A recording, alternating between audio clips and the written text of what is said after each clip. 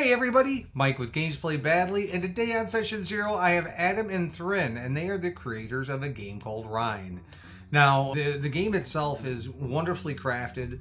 It is, I would say, on par when you start thinking about Studio Ghibli and some of those sensibilities. It's a fascinating game, and the way that they've approached it is absolutely wonderful, and I can't wait for you to meet them. Today I also have my Gem Firefly shirt on. This is one of my favorites because I think as DMs we've all thought this. And it says, that's a terrible idea, roll initiative. So I love these shirts. Matt does a great job. As a matter of fact, he is creating shirts for this channel. So I will have more information for you about that. I will also have all the links of everything that we discussed down below. So if you want to take a look at the Indiegogo campaign that they have going on right now, or you just want to take a look at their starter set, which is awesome. They have a lot of really cool things out there. Plus, I'm not even going to tell you about it because it's such an awesome piece. I'll just wait for them to explain it. I can't wait for you to meet them. That interview starts now.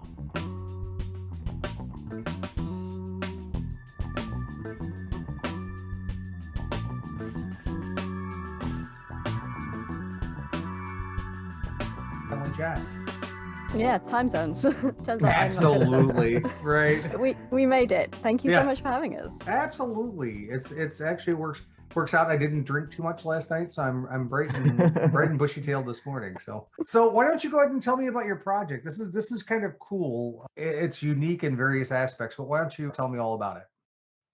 Sure. We are working at the minute on Ryne, which is a Powered by the Apocalypse Girl game of emotional landscapes, I think is kind of at the core of everything it does. So it's a game about a fading sort of autumnal Earthsea Ghibli-esque world and the broken gods that kind of hold it together, but only just. And a lot of the game is focused on the humanity that is kind of digging its heels into that world and making do, kind of like finding lives and community in the footsteps of these shattered, unknowable gods. Yeah, and it's worth saying that those gods are like big titans, right? Like so big, just really, really, really big. Yeah. So part of like our inspiration for the game was like, you see lots of games and art where it's a person and then you see this big colossal god like on the horizon, usually looming out of fog in some way. And it's like, okay, what would it be like to create a game or have a world where it's not about necessarily fighting those gods, but like imagining what it's like to live in a world where there's just always something big and massive and unignorable on the horizon, and that thing doesn't care about you in any way. You just have to deal with it. Right. Causes problems with traffic and just random earth-shattering events that you just kind of have to move around and deal with. Yeah, absolutely. Like, what is it like to live in a world where those things just are there all the time, right? Yeah.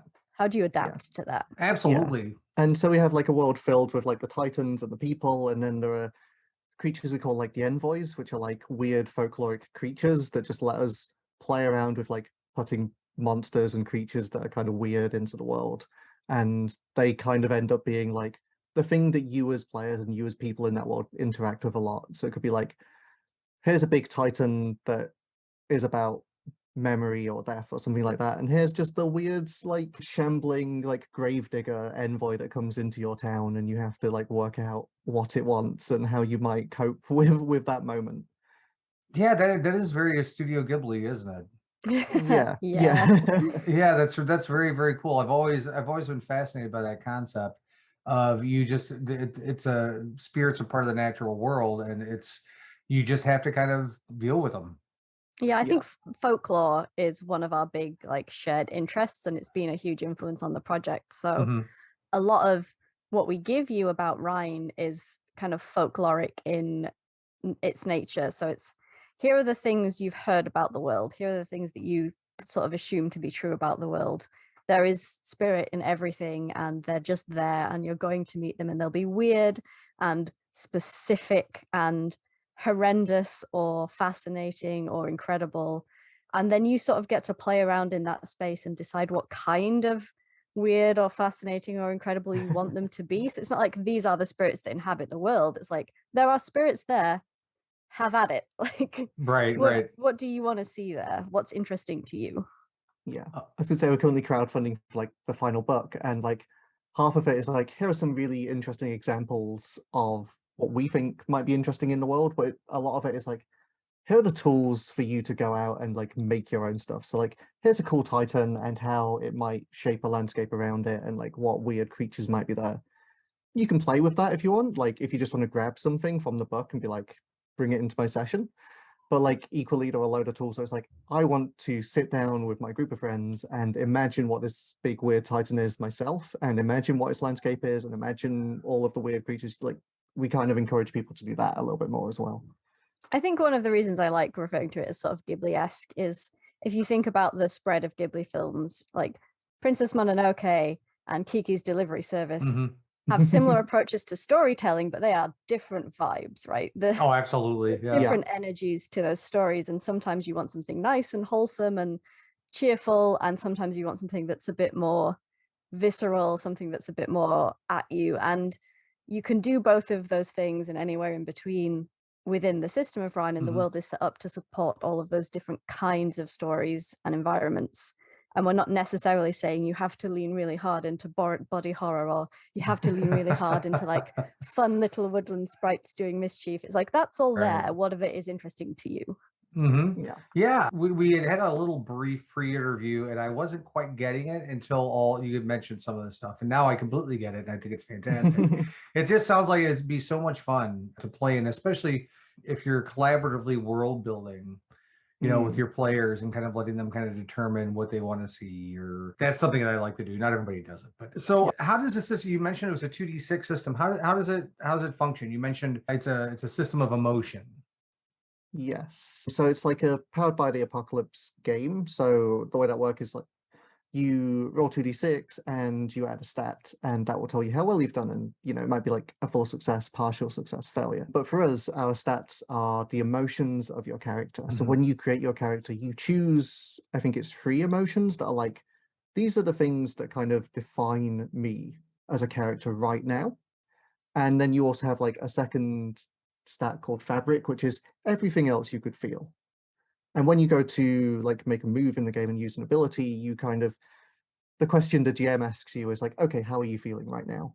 So like if you're trying to do something, I don't know, let's say you're telling a story in front of a campfire, it could be like, okay, these are just a group of people that I tell stories to every night. I'm feeling like calm, and you would roll with that.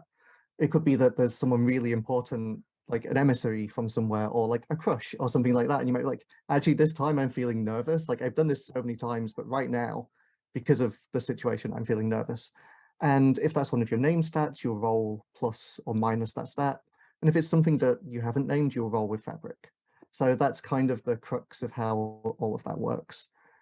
And sort of as you play, those emotions will develop and change because people aren't static. If you roll like a double on your dice, you kind of mark it. And if you mark it enough times, you make a decision about that emotion.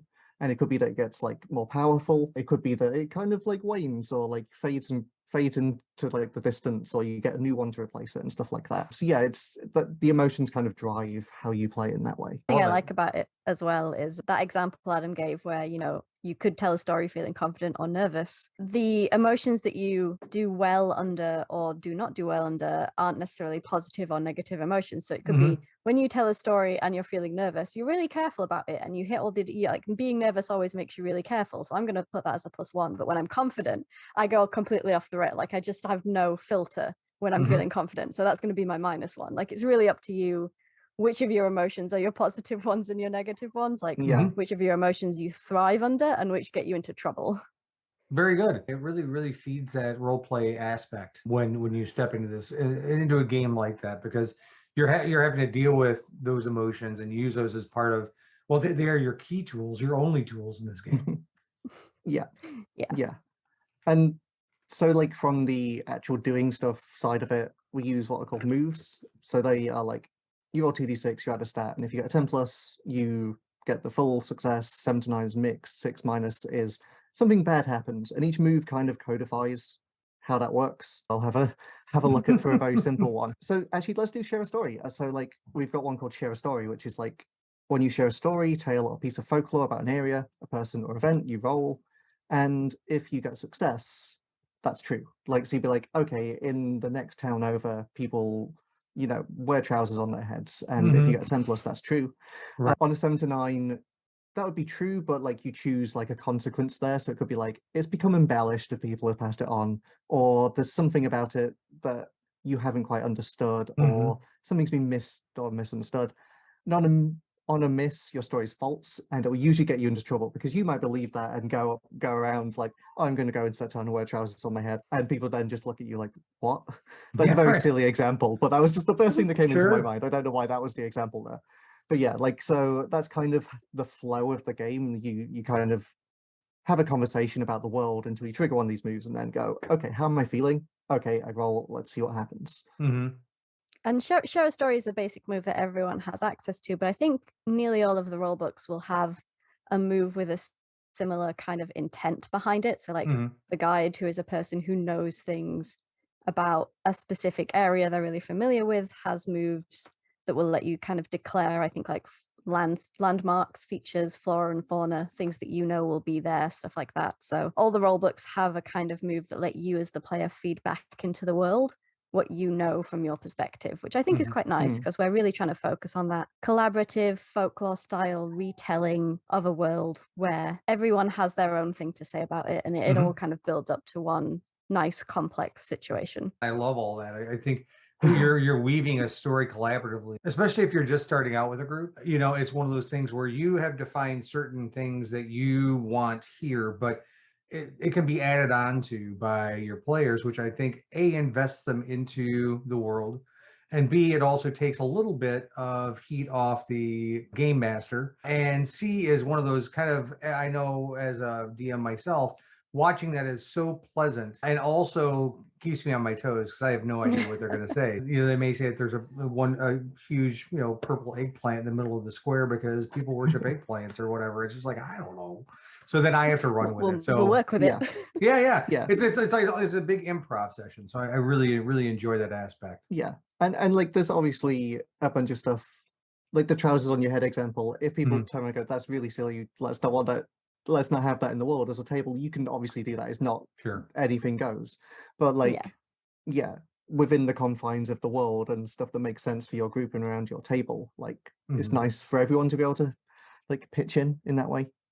Yeah. All the moves are set up quite nicely to like let you explore those boundaries to your world as you play. Like you build the lore as you go over time. Again, the mechanic is fantastic. I think it's a lot of fun. So this has been in development for a while. Why don't you tell me about that process? Yeah. It's been long.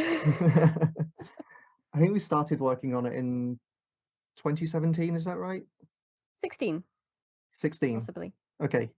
One it's of when those we had years. the idea. Yeah. So like, and like we originally started making it because we wanted to start like an actual play podcast. So we wanted to sit down and play a game with like a group of friends and record it and release it online. And we did like a couple of world building sessions and turned around and there just wasn't the game we wanted. We couldn't quite find the game that worked for us. And it's like, well, like what would be really easy is, because I design games, like why don't I just make a game myself for this? And yeah, like here we are however many years later, like 5 or so years later, and it wasn't as simple as I wanted it to be, but it's been really nice, like making a game for a thing in particular, if that makes sense, and having a group locked into playtesting it. I think a part of that long-term development came from, for a while, it just did exactly what we needed it to do for the podcast, right? And we played it and we're like, well, this is a nice little hack and it suits our purposes fine. And then we got so far through recording the podcast and we're like, actually, this is something really nice. Like there's a vibe to how this play is shaking out that we didn't expect, that could be much more than this. And maybe we see where we can take it. And it got big. Pretty big. That's good. Yeah. That's awesome. I love it. So you have a long time podcast revolving around this setting, and you also have Go as well. We do, yeah. Currently running, unless you're listening to this in the future, and then it's not anymore. But at time of recording, currently running for 2 more weeks. So yeah. We have just funded as well, so we're going to get to print it, and this will be a book that'll be out in the world, and I think we will be having like late pledges and stuff. So you know, if you are far in the future, hopefully there'll be something that you can go and like see and, you know, look at. We will find a way to get this book in your hands, future player. Yeah. But yeah, we have been doing it for running it for 2 weeks, and we have funded. Basically, the Indiegogo is to print the game as like a hardcover book that we can hold in our hands, and That's awesome. Cradle like a child. yeah, yes, basically pay a load of artists as well. Like our two biggest expenses are printing the book and paying a load of artists to create like some really nice artwork for it. And yeah, and then you can go and buy that as like a digital version. You can go and buy it as a physical hardback book. And like one of like my favorite like reward tiers is you can also get like a fabric map that's done in like watercolor that you can kind of use to like unroll at your table, and it's kind of like a vague map, so you can like point at stuff and go like, okay, I think there's a Titan here, and you get to decide what's in that world together. And you can also use it to like wrap up your book and everything if you're shoving it in your bag to take it home. So yeah, that's wonderful. It's a book cloth map, and I love it because it's illustrated by Shel Khan, who does these incredible watercolor maps for games in general. And the thing I really like about them is that they're not necessarily like a strict layout of geography. They're a really expressive, like interpretive idea of a landscape. And I think that's what Ryne needs. It's this space that you can look at and go, I think this is icebergs, or like, I think this is man-made or whatever. And then you decide what that territory is and what goes there. So yeah. I'm not sure if people ever played EverQuest, but the original MMO EverQuest came with a cloth mat. Which I really hope I still have it, but it's in a box somewhere. But that was just the coolest thing. So that's an awesome idea. Yeah, there's just something about unrolling a like fabric scroll that just feels really nice. Yeah, that sounds awesome. Yeah, I'd order it just for that because I think it's an awesome idea. We do as well, alongside the Indiegogo for the full book, we do have a free play kit on itch.io if you want to like vibe with the game a little bit and see whether it fits for you and your table and stuff. So there is a free version. I want to say bare bones, but it is 63 pages long. So, okay. So there's it's something just, to chew on. It's stripped down, but it's not, you know, a skeleton. Well, I'll have links to all that stuff down below in the description as well. So links to all the artists, everything that we're talking about today will all be down below for you to get your grubby little hands on if you want to go ahead and test out the game, play it for yourself, and then place an order for it with a fantastic fabric map. Who knew? So nice. I can't wait to see it. Can't wait to see it. We were just discussing because we got some stickers commissioned for like the paper versions as well. So there's paper versions of the map and little postcards you can put stickers on of like remnants and territories and stuff. We're just discussing like, what if we got like fabric patch versions as well that you could kind of sew into the map? So yeah, we're just exploring that. That'd be really cool. I think we're going to do it, so we're I think really that'll be really nice. About that. Yeah. Yeah. So the reason we had the map made in the first place, other than it being phenomenally cool as an object, is when you start play, Ryne comes with a little world building game. You don't have to do it, but it's a nice way to kind of set up where you're playing and what the space around you is like. And if you do that with the maps we've provided, you can essentially roll dice straight onto them and then kind of replace those dice with landmarks. And we've got these stickers you can kind of put down to be like, okay, so this one is here and this is here and this is here. And you can kind of track your journey and how the landscape changes sort of as you play, which is, for me, because I love fiddling around with physical ephemera at the table, it's just really lovely. I love the aspect of just going, and here we are. I mean, it's so satisfying. It is. I don't want to say visceral because I feel like visceral has a negative connotation. But satisfying is a good word. Satisfying is a good word. Fabric everything, I think, would be fantastic. So fabric dice would be a difficult one to roll. Yeah. And be disappointing because you want the clatter, but everything else should be fabric. Yeah. Well, that's very good. Now, all of this is you're going to be wrapping up the Indiegogo in a couple of weeks. As of air, this is August 7th, 2022. So a couple of weeks out from now, but you can still get the game even after all this and all of its accoutrement. And now, from the standpoint of, do you have anything kind of in the works for expansions, or have you even thought about that yet? Oh, so much. Yeah. We are incorrigible idea hounds, unfortunately, and choosing what was happening now and what happens in the future was a lot of the time we spent prepping for this Indiegogo. So I guess that the nice thing about the way Ryne is set up is that every remnant has its own territory, and those territories all behave differently. And there's a huge list of territories we think would be neat, but we can't put them all in the book because it would be the size of a doorstop. So. Yeah, no kidding. Yeah. And things like extra role books and like ways of playing in the world, like Finn mentioned, a world building game, so they're kind of attached to what we're calling story seeds. So like when you start playing, you choose your characters, you choose, you know, where you're playing, and the story seeds are like, okay, and what focus do we want? So there's like a slightly different world building game for each. So the ones we've got in the book are like, we're going on a big long journey is one of them, and then another one is like we're part of a community undergoing a big change, or like we're a group of people doing like a big project of some kind. Like those are the three in the book. And there are a bunch of like ideas for those that we've had and like mechanics around those that are like, we can't fit those in the book, but it'd be great.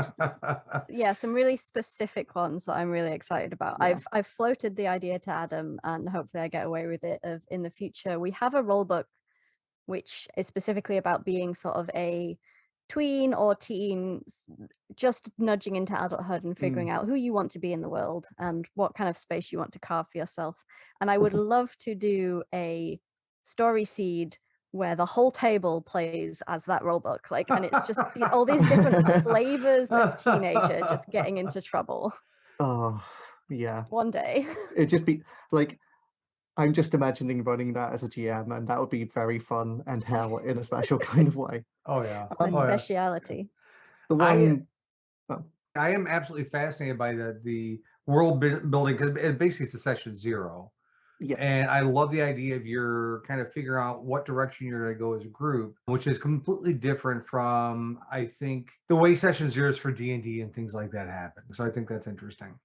One of the things I really like about the rule books actually is when you've created your role book and done your character sheet, there's a section where everyone introduces themselves to the table, and you have these questions to answer sort of with the table that connect you to the world. So there are things like, you know, someone has done you a favor, who is it and what was it, that kind of thing. And it's about establishing those ties as to why you are all here together and like what your common purpose is. We kind of present a world. Players will get to a table and go like, what are we doing? What are we doing together? How, like, what is our focus as a group? So it's like, let's create some world building games that really focus everyone in on, okay, we're on a journey or a part of a community or we're part of a group doing a project.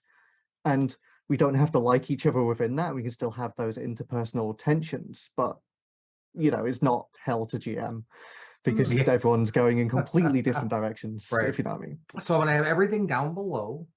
I appreciate you guys coming on and talking to me. It's been awesome. I just, the visuals alone, always a fun thing to envision someone else's game and what I would do with that. So that's the mark of a good game in my book. And I do this silly little thing on my show where I do a little lightning round.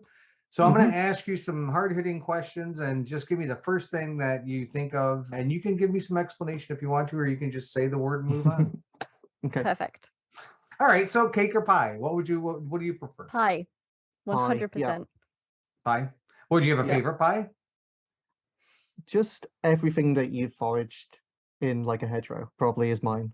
Just mashed into a pie crust. Yeah, lots of berries and everything you found on a tree or in a hedgerow just smashed into a pie, and then I actually really like pumpkin, so thanks for that one. Oh yeah, pumpkin pie is delicious. Have you ever had sweet potato pie? I haven't, but I can imagine it would be very similar. It kind of is, but it has a little bit different tone to it. It's pretty delicious. Yeah. Yes, it's very, very good though. Okay. Chocolate or vanilla? Vanilla. Yeah, vanilla. Vanilla, okay. So in your game world, what is your favorite area or concept for Titans that you've come up with? Big graveyard Titan. We have one which is like, it's the entire territory is just one big place devoted to like grief and memory, and it's just a big weird creepy forest filled with tombstones, and the Titan is just like a big fog ghost that drifts down the mountain, and like there's a group of monks that kind of take people's memories to offer to tribute to the Titan in both like, we're going to help you forget about the thing that's hurting you, but slightly sinister as well. Like that's my favorite. Yeah. I made an enormous dehydrated giraffe / hermit crab that preserves things. That was my favorite. Lots of Argon rivers and horrible folklore creatures. creature. Yeah. Oh wow. Oh, that's creepy. Yeah, it had so many legs. Yeah, you can be very wistful with the game, but like I think both of us are like, what if horror? So yeah. Spring or fall? Out of those two seasons, what do you prefer? Fall. Autumn, fall. Yeah. Yeah. Well, that's all I got. But I appreciate you guys coming on today and spending time with me. It has been an absolute pleasure, and I cannot wait to dive into everything that you're talking about. I'm really, the Session Zero stuff I'm just kind of fascinated by. So I can't wait to do some of that collaborative world building. Yeah. I am excited for people to dig into it. Yeah, it's like one of the more recent bits, and it's just been great as we've added it. Yeah, it's one of like the more recent bits, and it's been great to like add it in as something and see people really like vibe with it. One of the things we didn't mention about the emotions bit, as we're talking about how you can adapt the game, is like each of the Titans has an emotion associated with it. So you also choose like, okay, do we want this territory to be about grief, or do we want it to be about jubilance or something like that? And that really helps change how things feel. Yeah. Absolutely. Yeah. Well, again, it was a pleasure to have you on. I am going to take a look myself, and I will have links below to everything we've talked about in this interview. And I wish you both the best of luck, and I can't wait to see what people create. Yeah. Thank you so much. Yeah, thank you.